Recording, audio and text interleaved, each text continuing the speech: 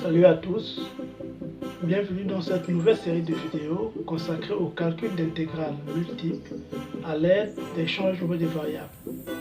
Dans cette série, on va voir comment passer aux coordonnées polaires, cylindriques et sphériques pour faciliter certains calculs d'intégrales. À chaque vidéo, on abordera un cas particulier avec des démonstrations claires et des applications concrètes. Je commence tout de suite avec les explications sur feuille. C'est parti.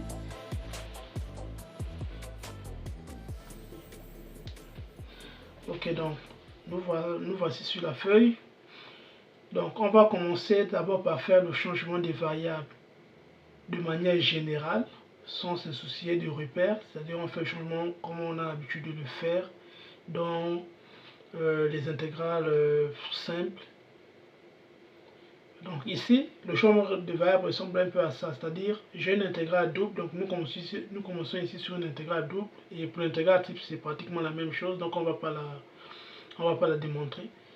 Donc on a une intégrale double sur un domaine d'une certaine fonction f de x, y, dx, dy. Après le changement de variable, ça nous donne donc une intégrale double sur un domaine d', c'est-à-dire différent de celui-ci. Parfois c'est égal, mais bon, on met toujours des primes. F de une certaine fonction. Donc, on va appeler ça phi1 de. On va changer les variables. On va avoir déjà peut-être U et V. Phi2 de U et V. Ça, c'est la fonction. Ça, c'est le champ de variable. Donc, DU, DV. Maintenant, ici, c'est comment trouver. C'est déjà comment trouver ça. Parce que le changement des variables s'effectue pourquoi? Ça s'effectue lorsqu'on voit que l'intégrale qu'on nous a donné à l'origine est compliquée à calculer. Donc le changement des variables nous permet d'avoir une forme plus facile à manipuler pour pouvoir la calculer. Donc là, c'est ça qu'on retient d'abord. Là, c'est le changement de variables de manière générale. Maintenant ici, comment on obtient tout ça? Ici, le changement de variables s'obtient comment? On pose, donc posons le couple x, y est égal à une certaine fonction phi de uv qui a pour composante phi de phi1, phi2, avec phi1 et phi2 qui sont encore des fonctions de u et v.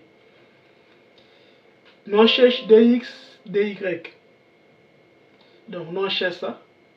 On passe à la différentielle. Donc on a d de x, y qui est égal à d de phi de phi1, phi2.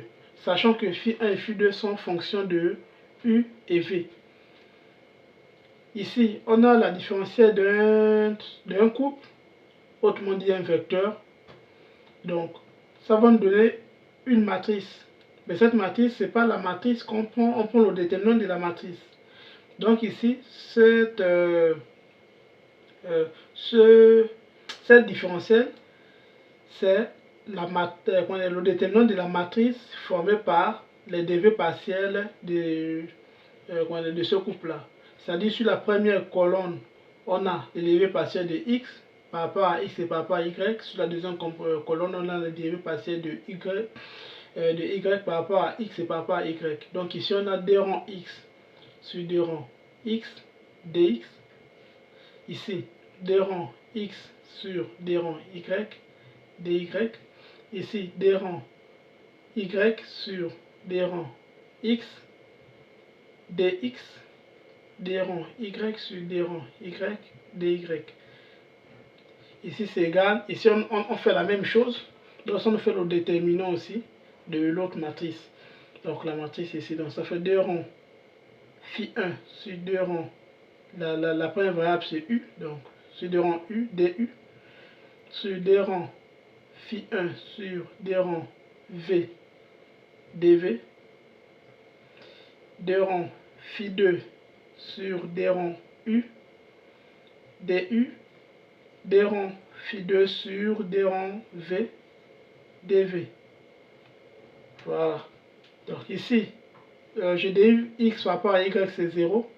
Je dérive y par rapport à x, c'est 0. Je dérive y par rapport à y, c'est 1. Je dérive x par rapport à x, c'est 1. Donc ici, ça me fait 1, 0, j'écris même 1, dx, 0, dy. Ici, ça reste comme ça.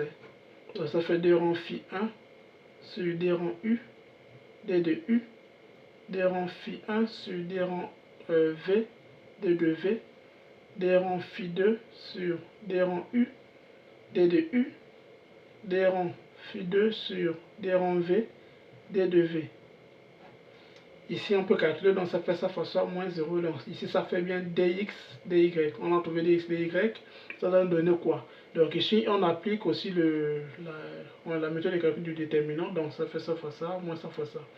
Donc ça nous fait d rond phi 1 sur d rond u fois d rond phi 2 sur d rond v, du, dv, moins d rond phi 1 sur d rond v, d rond phi 2 sur d rond u, du, dv.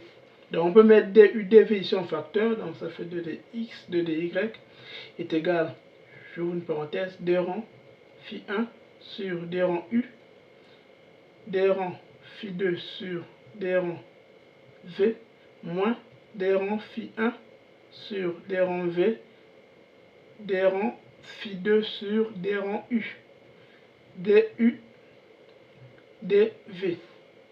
Et qu'est-ce qu'on remarque? On remarque ici que ce terme-là, c'est le déterminant de la matrice, de cette matrice, sont les différentiels du et dv. Et cette matrice, comment on l'appelle? On l'appelle la matrice jacobienne. Et son déterminant s'appelle le jacobien. Donc, ce truc-là, on appelle ça J. Donc, ici, ça nous donne que dx, dy est égal à, donc, bon déterminant, donc déterminant de J, du, dv. Et c'est toujours comme ça qu'on va faire. Donc, on a fini de faire ça et tout. Donc, on vient... j'ai oublié même ici dans la formule, hein, il manquait le jacobien. Donc, ici, donc, J.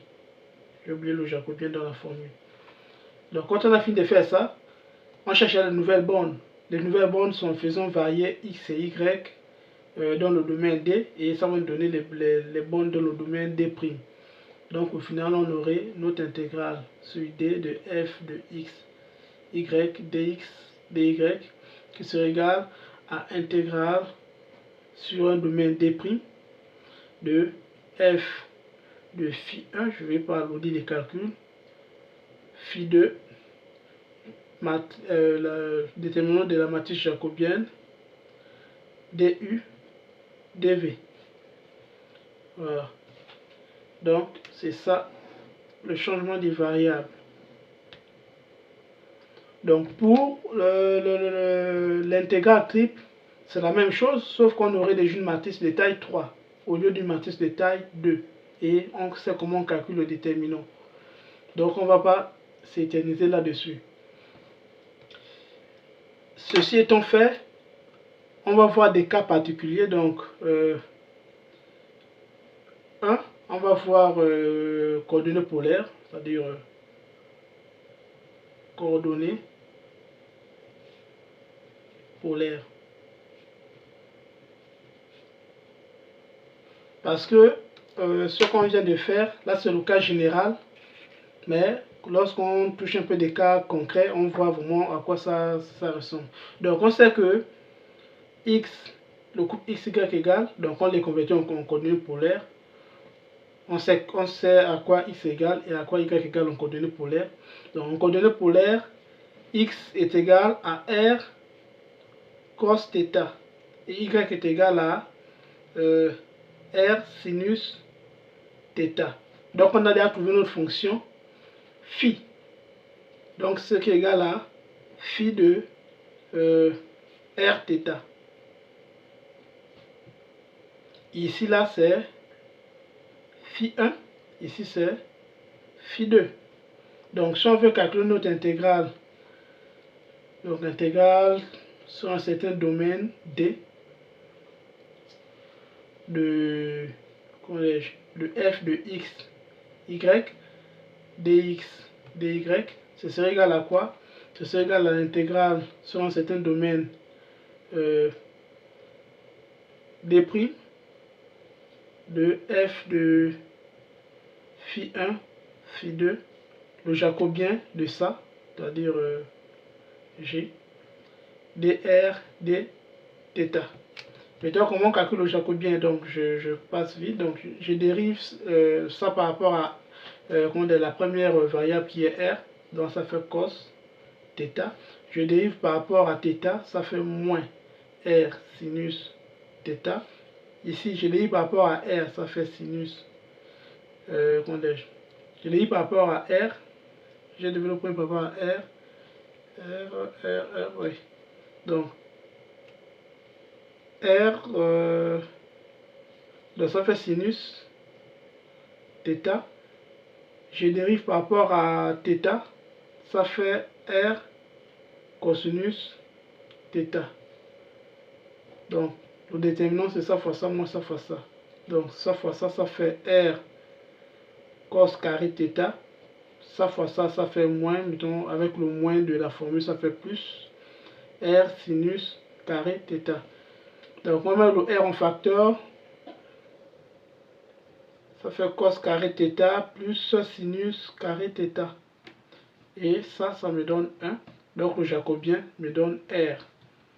Donc, ici, pour notre intégrale ici, f de xt, de xy, dx, dy est égal à l'intégrale sur un certain domaine de f de phi 1, phi 2, r, dr, dθ. Donc c'est ça. Là, on est en polaire. Maintenant, en cylindrique. Donc en cylindrique, on va prendre plutôt une intégrale triple. Donc en cylindrique, je prends le rouge.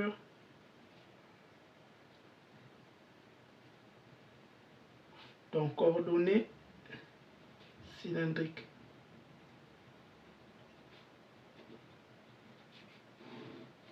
Donc en coordonnées cylindriques, on aurait quoi? Donc on va prendre l'intégrale triple, autant pour moi, sur un certain domaine de une certaine fonction f de x, y, z, dx, dy, dz qui est égal.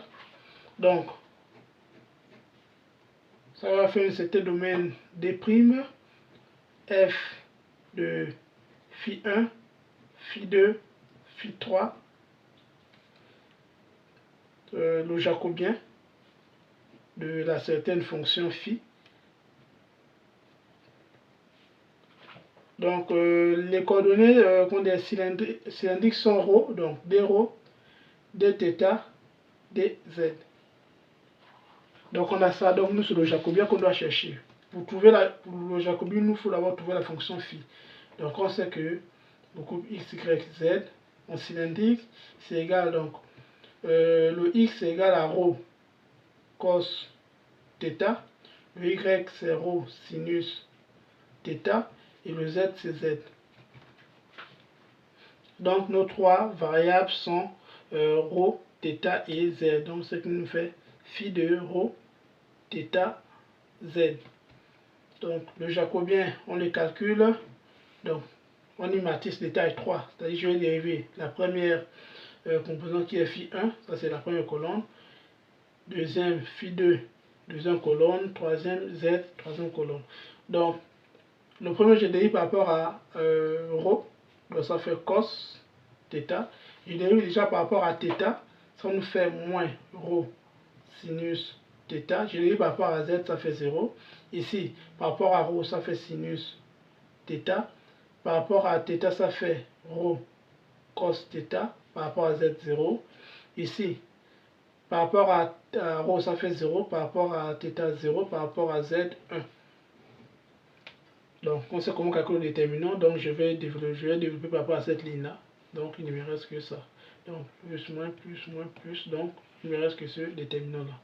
Donc, ce déterminant, ça me fait ça fois ça, moins ça fois ça. Ça me fait donc, comme en polaire, ça me fait rho tout court. C'est bon, parce que là, j'aurai cos carré rho plus sinus carré rho. Je mets le rho en facteur et il ne reste que rho. Donc, ici, en cylindrique, x, y, z, dx, dy, dz est égal, c'est un domaine d' de f de phi1, phi2, phi3, rho, d rho, d θ, dz. Maintenant, on passe au sphérique 3. Donc, coordonnées sphériques.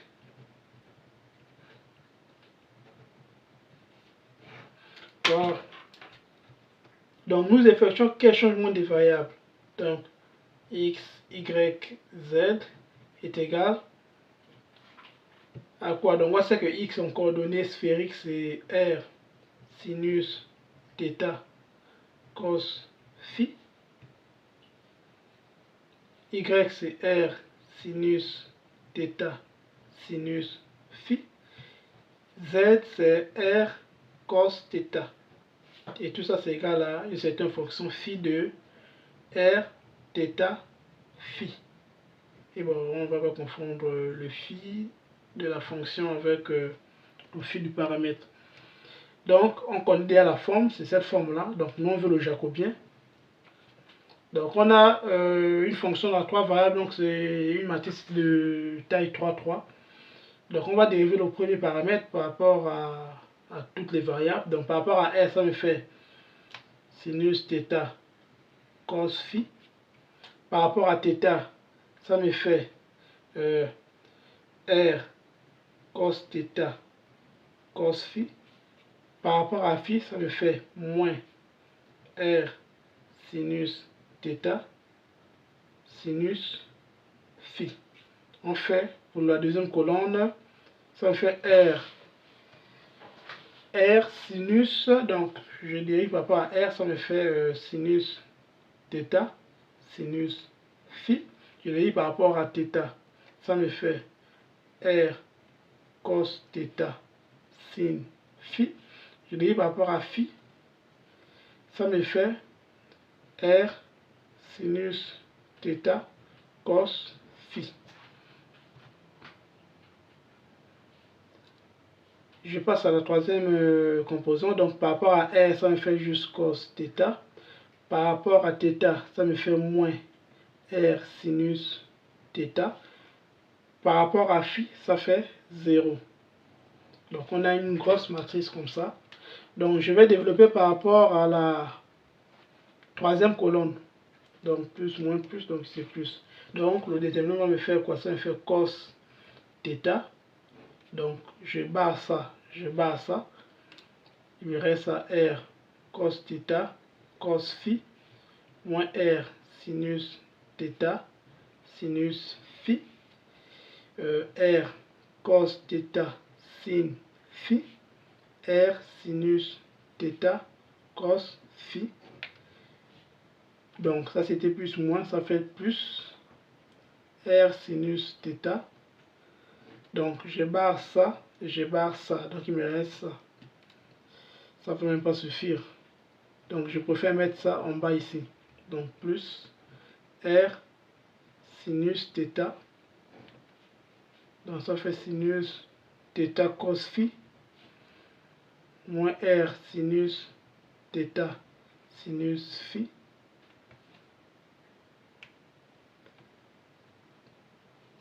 Ici ça fait sinus θ sinus phi.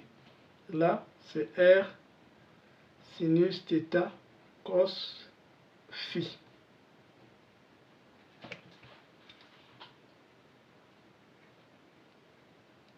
Sinon jacobien, je mets l'égalité, voilà. Donc c'est égal.